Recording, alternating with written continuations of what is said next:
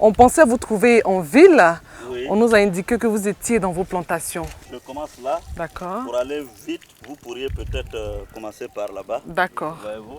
À Pour l'intérieur, l'instant, il n'y a pas à d'abeilles. l'intérieur, il n'y a pas d'abeilles. D'accord. Sinon, je ne me permettrai pas D'ouvrir. d'ouvrir et de m'approcher comme ça.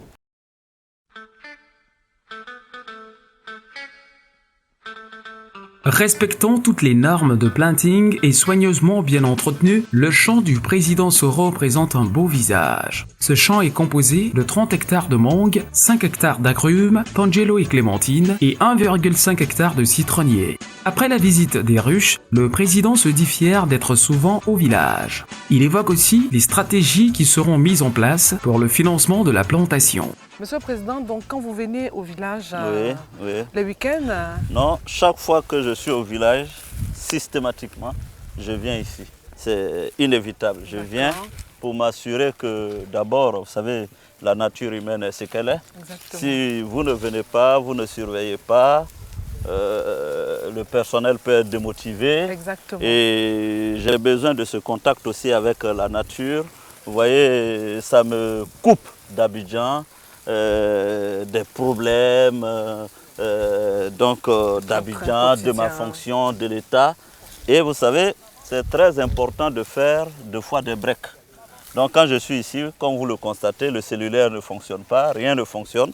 Je suis au champ, je me consacre donc à cette plantation et puis après, je suis le soir au village avec les parents. Vous savez, ça me rappelle, ça me remonte les souvenirs de mon enfance. Hein, quand je venais ici dans les années 78, 79 au village, j'accompagnais mon grand-père au champ. Quand vous êtes au champ, quels sont les problèmes qu'on vous signale? Est-ce qu'il y a des aspects de vol? Est-ce qu'il y a des aspects de... Non. Ici, il n'y a pas de vol. D'accord. Je sais que dans le village, il y a eu à un moment donné quelques difficultés avec les éleveurs. Hein? Exactement. Mais j'ai amené des missions de conciliation. Oui. Alors, disons que spécifiquement pour la plantation, le directeur m'a signalé que nous étions en insuffisance d'engins motorisés. Très bien. Hein? Donc, bon, alors moi, c'est une plantation réfléchissant... moderne, hein, il faut le signaler. Si. Parce que tout est bien, respecté, je remarque cela, délimité, bien comme il se doit. Tout à fait.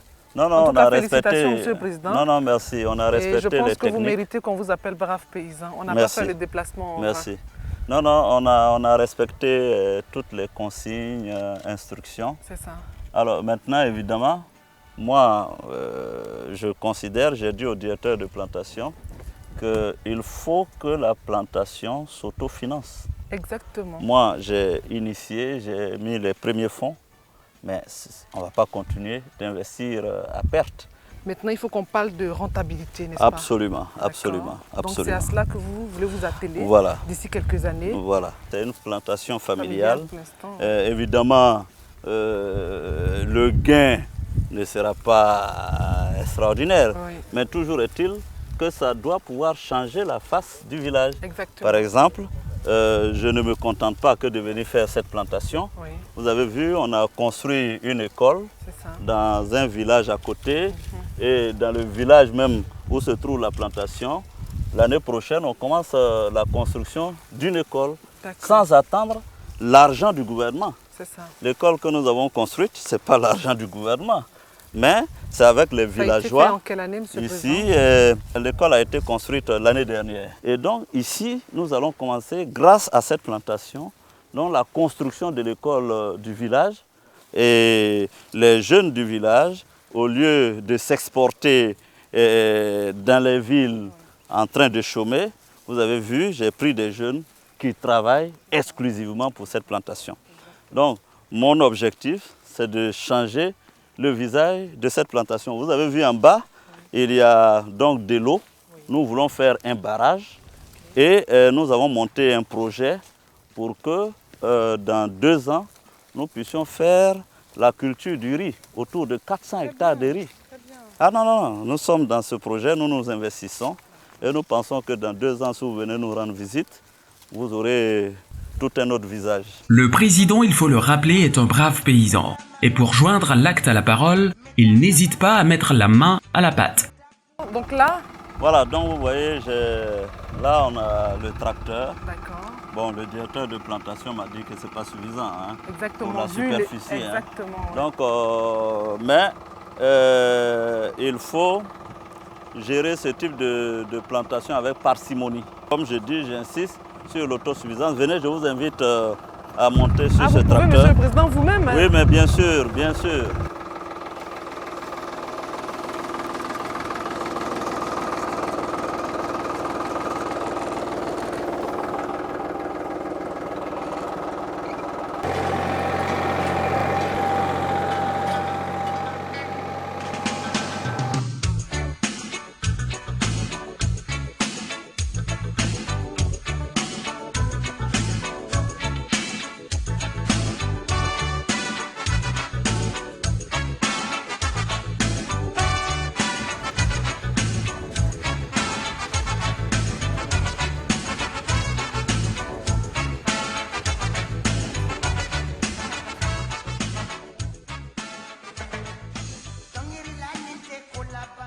Ok, Monsieur le Président.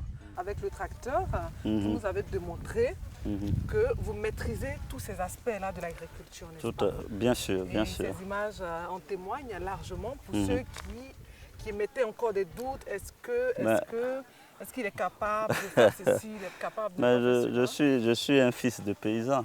Exactement, Voilà, mon village, vous l'avez vu. Ce sont encore des cases. c'est ça. Donc, j'ai travaillé dans les champs. Et mon père, au gré des mutations et affectations dans son service, vous savez, de Niélé à Katiola où il a été affecté, chaque fois qu'on arrivait dans une ville, nous faisions un champ. Donc à Mankono, par exemple, on cultivait l'igname hein, et ça nous réussissait. À Touba, on a fait le manioc, ça nous réussissait et mon père faisait des économies. Hein. Il n'avait plus à sortir son salaire pour acheter des vivres. Oui. Nous avions ça à la maison et à profusion. Donc ça m'est resté. Vous voyez ces plants de manguiers, je les ai plantés en 2010, hein, en pleine préparation des élections électorales. C'est ça. Ça ne m'empêchait pas de venir planter ces manguiers ici. Les autres sont déjà en production. Donc ceux-là, ce sont de nouveaux plants. Et comme vous pouvez le constater, hein, il y a un taux de mortalité qui n'est pas négligeable. Donc régulièrement, il faut remplacer les plants qui sont morts. Et je vais vous en donner exemple tout à l'heure. Donc nous avons des pépinières et nous sommes en contact avec le CNRA pour avoir des pépinières améliorées Exactement. qui permettront d'accroître à l'hectare le rendement. Voilà. Alors vous allez m'aider. Hein? Qu'est-ce que je dois faire, Monsieur le Président? Alors donc vous voyez ce trou qui a été creusé, ce n'est pas profond. D'accord. Or, pour que ça s'enracine bien, que ça prenne, on va devoir creuser. Et vous allez m'aider. Je vais d'abord commencer par enlever le sable qui est là. D'accord. Hein. Bon, c'est sûr que si les ouvriers travaillent à mon rythme, ça ne va pas aller vite. Hein. Mais je vous montre déjà comment il faut procéder.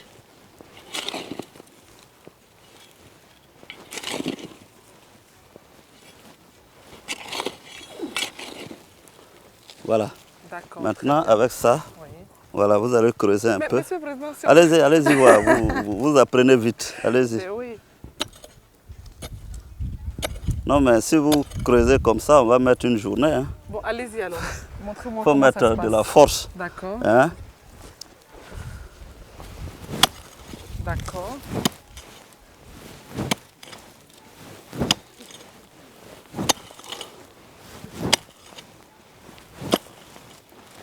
Voilà. Ok. Voilà. Très bien. Donc c'est bon. Voilà, enlevez.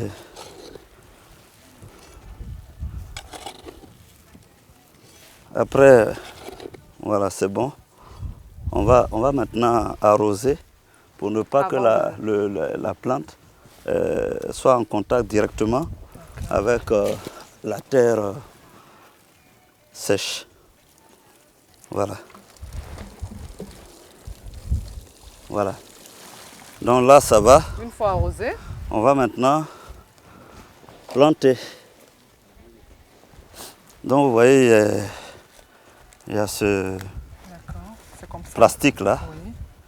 Il Il faut vient avec enlever. le plastique. Voilà, tout Et à fait. avant de l'enraciner, on enlève Voilà. le plastique.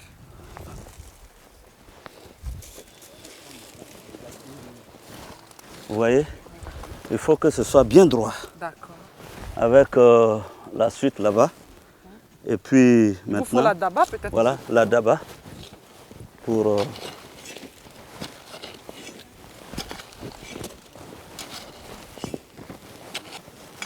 donc vous voyez, voilà, voilà comment ça se passe. Ok. Hein? Et après ça, on arrose à nouveau. Voilà, on arrose à nouveau et puis vous avez. Monsieur le Président, est-ce que vous savez faire ce qu'il vient de faire là? Il marche autour. Ah oui, bon. Comment ça se passe? On peut marcher n'importe comment ou... Non, non, non, non, non, non, non. Il faut justement éviter d'écraser la plante. Il faut marcher tout autour. Essayez voir alors, comme il a fait tout à l'heure. D'accord. C'est pour que ce soit. Bien damé. Voilà. D'accord. Ok. Ok. Et on arrose maintenant. Hein, on va arroser maintenant.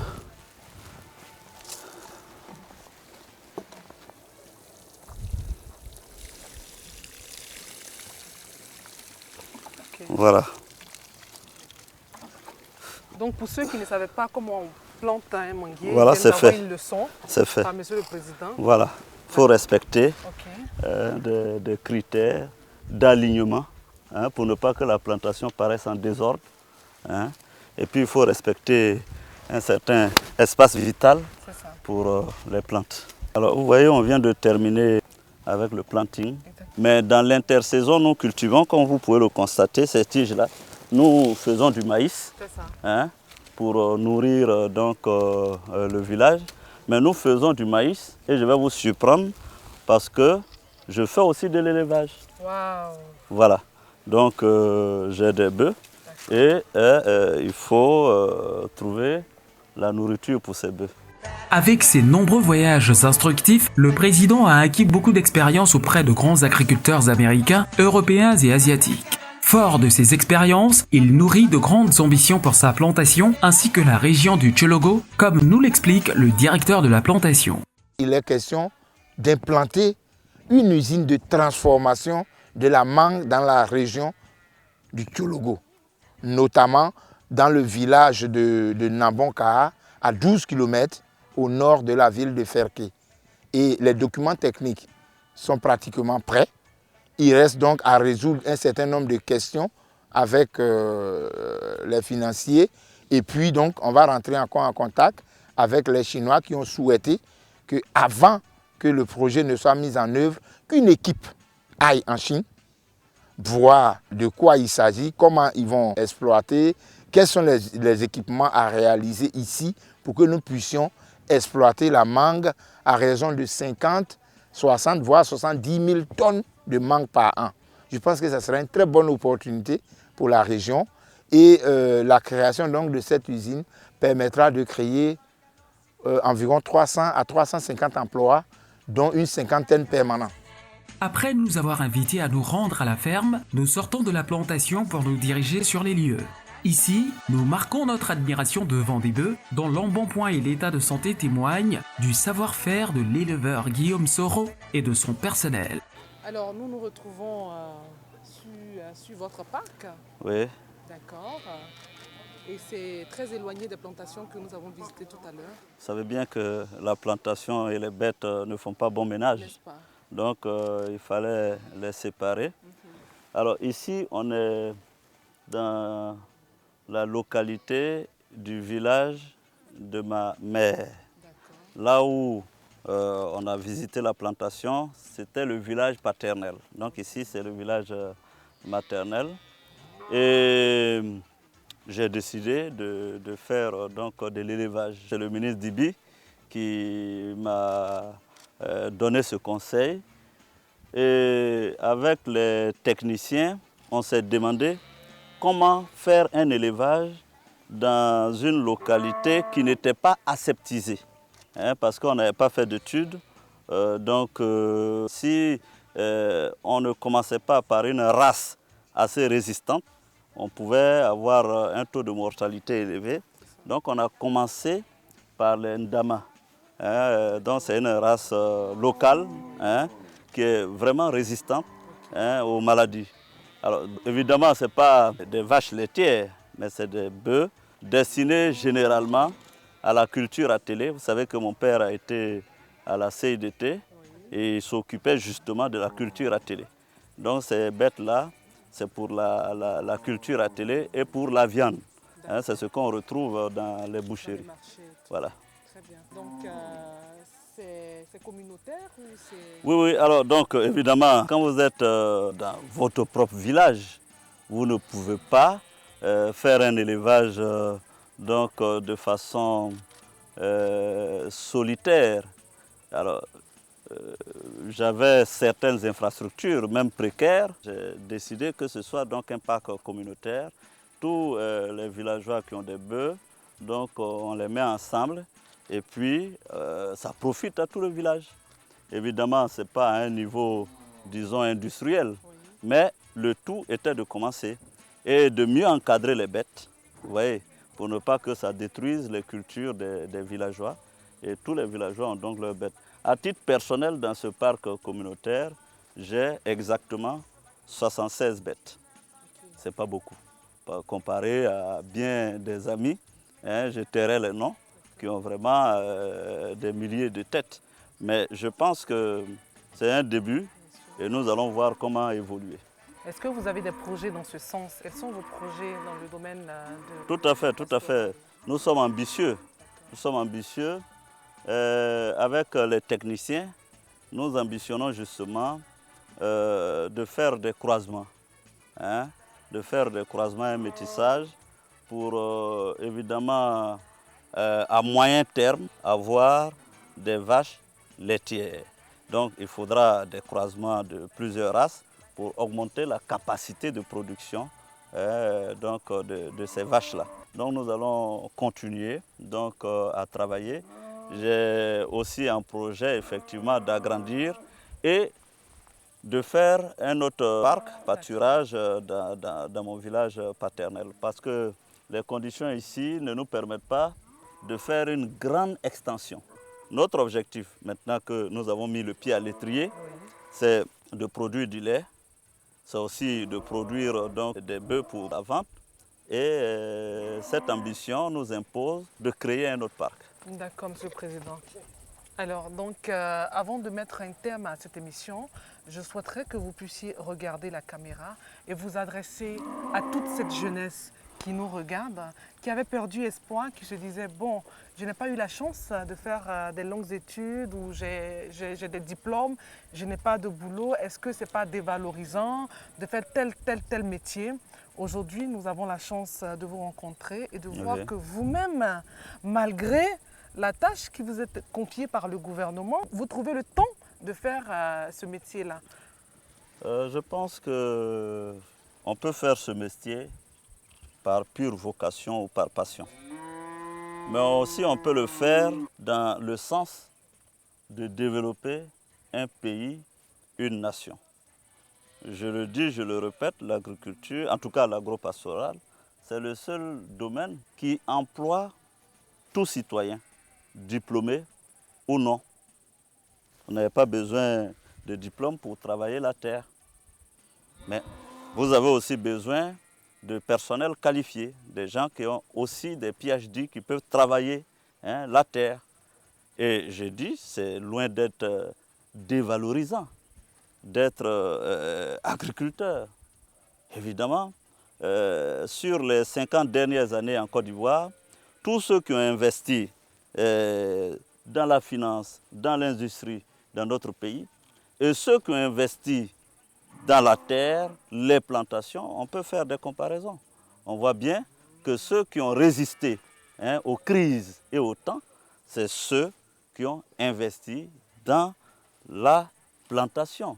Donc moi, je voudrais encourager tous ces jeunes, au lieu de rester donc à ne rien faire.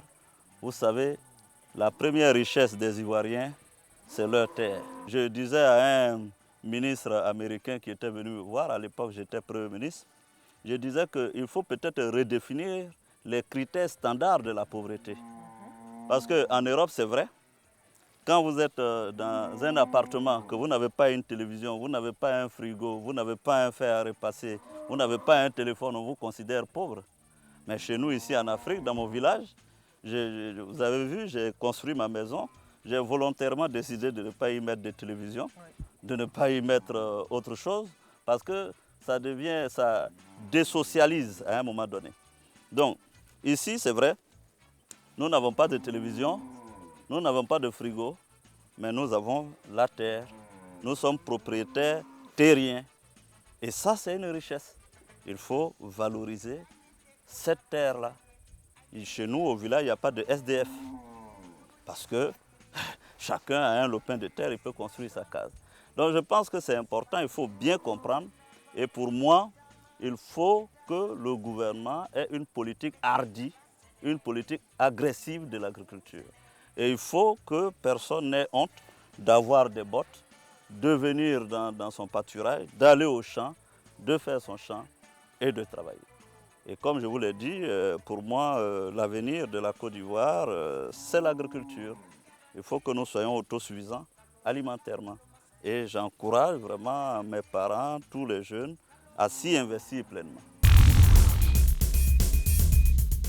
Nous vous donnons quelques informations concernant l'actualité agricole en Côte d'Ivoire. C'est dans AgriInfo.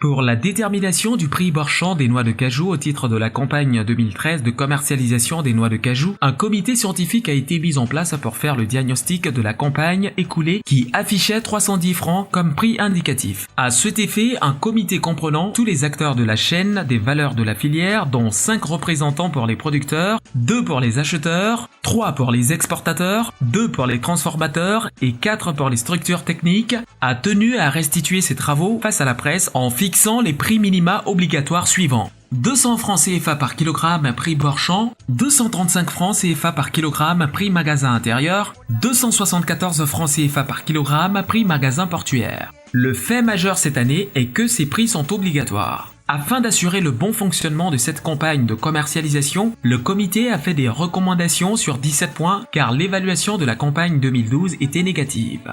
Par ailleurs, suite au bref exposé de Sanogo Malamine, directeur exécutif de l'autorité de régulation du coton et de l'anacarde, ARECA, le président du comité de suivi Meïté Mamadou a insisté sur le respect de la qualité découlant des bonnes pratiques et techniques agricoles telles que l'utilisation par les producteurs des sacs en jute. En outre, il a fait un plaidoyer pour l'état de veille de l'interprofession et aussi demandé l'implication véritable des cadres des régions productrices pour leur conseil à la lutte contre les sorties frauduleuses des produits vers les pays limitrophes afin d'assurer les prix rémunérateurs valorisants à nos braves producteurs. Au sortir de cette conférence, les paysans visiblement heureux fondent beaucoup d'espoir en cette nouvelle campagne.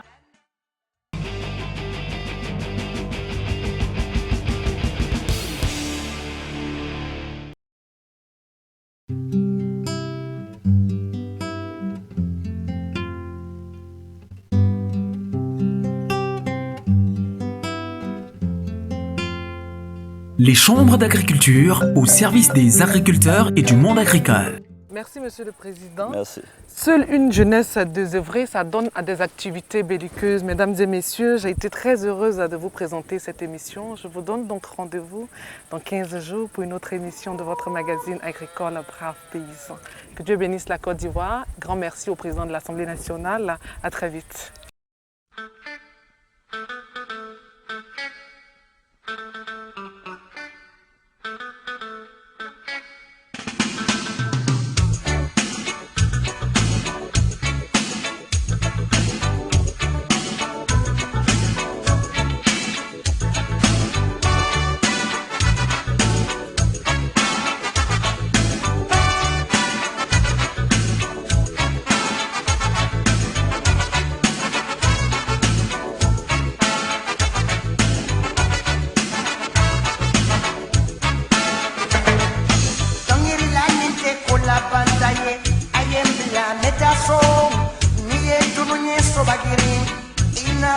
non si tama, ni e tu non è so bagiri.